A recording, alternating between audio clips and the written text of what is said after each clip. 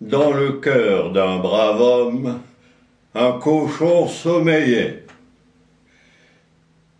Une truie en chaleur s'en vint le réveiller. Ça se passait au bord du Tage. Je n'en dirai pas davantage.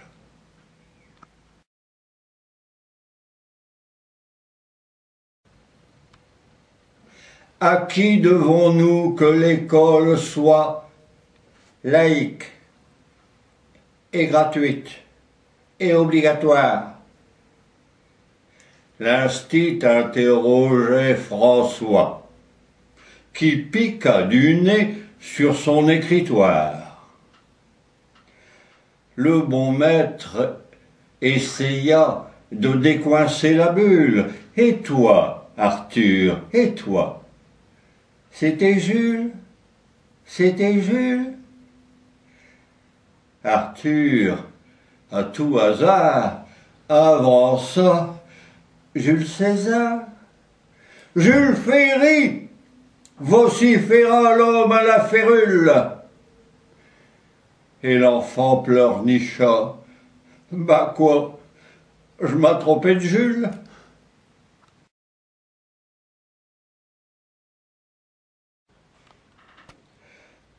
Certaines dames, au devant, avaient une flamme au derrière.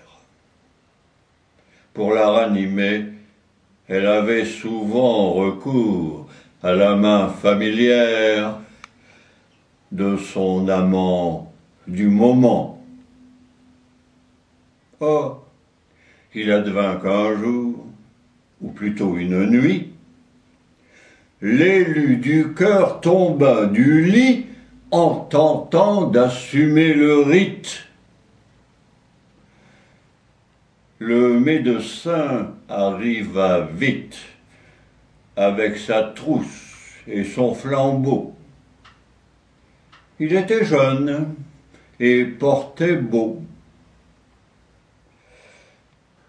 Il s'en prit, séance tenante, aux patients, puis à l'impatiente.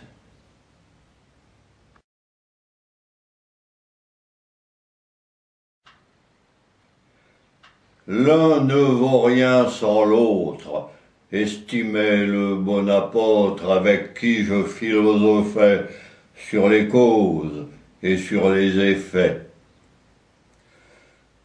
Que serait Paul sans Virginie? Un père Grandet sans Eugénie?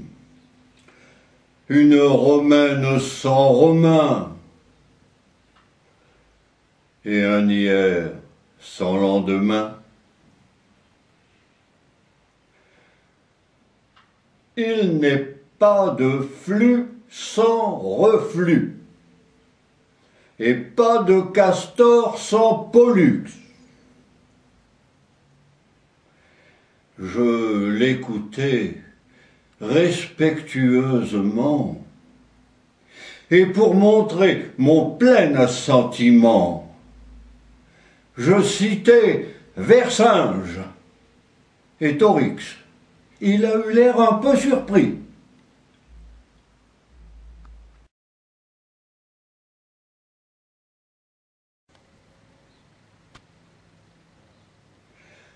Quand je vois le Mont Blanc, je vois ta dent de lait, celle qui branle un peu au bord de ton palais,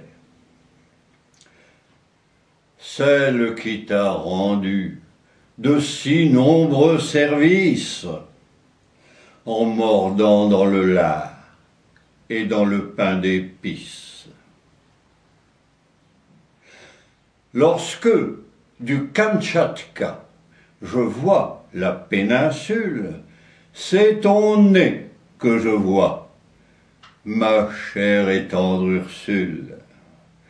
Ce nez, propre à humer, avec délectation, le délicat fumet de tes préparations.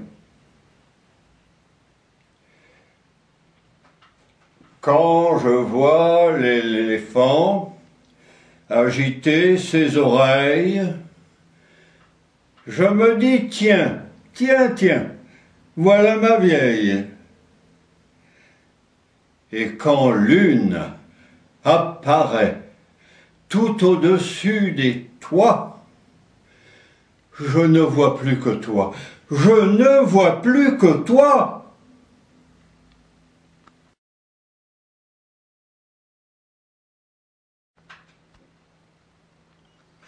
Pompon est un lapin d'appartement.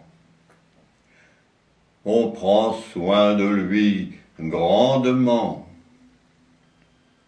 En matière de nourriture, rien ne lui fait défaut. Il a bonne pâture, et pourtant, Pompon n'est pas content, car il a toujours dans la tête un vieux rêve de ciboulette. C'est comme pour le sentiment. Pompon n'est pas en peine de maman. On le caresse, on le dorlote, on le chouchoute, on le bécote. Et pourtant, Pompon n'est pas content, car il a toujours dans la tête un vieux rêve de pomponnette.